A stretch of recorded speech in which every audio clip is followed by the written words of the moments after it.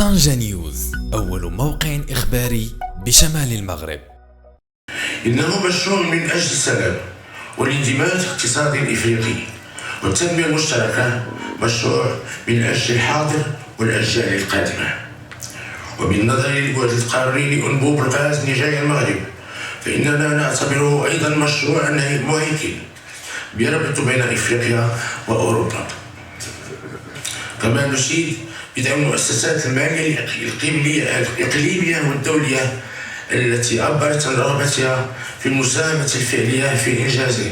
حسين بن طيب، نائب برلماني عن دائرة طنجة أصيلة. اليوم الخطاب كان لحظة تاريخية في تكريس كما أشار إليه صاحب الجلالة الملك محمد السادس نصره الله، أن اليوم هو يوم تاريخي لتكريس مغربية الصحراء، وهذا اليوم هو كذلك يوم يقظة ورصد لما تشكله القضية الصحراوية في بعدها الإفريقي وبعدها الدولي. واليوم كذلك هو محطة لكي نثمن ما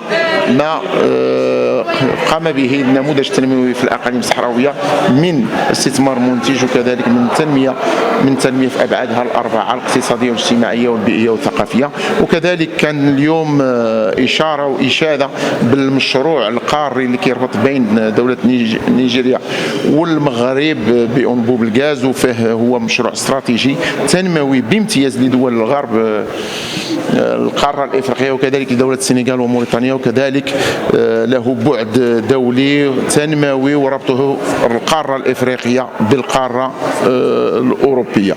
اليوم المغرب كذلك يتفاعل بكل امتياز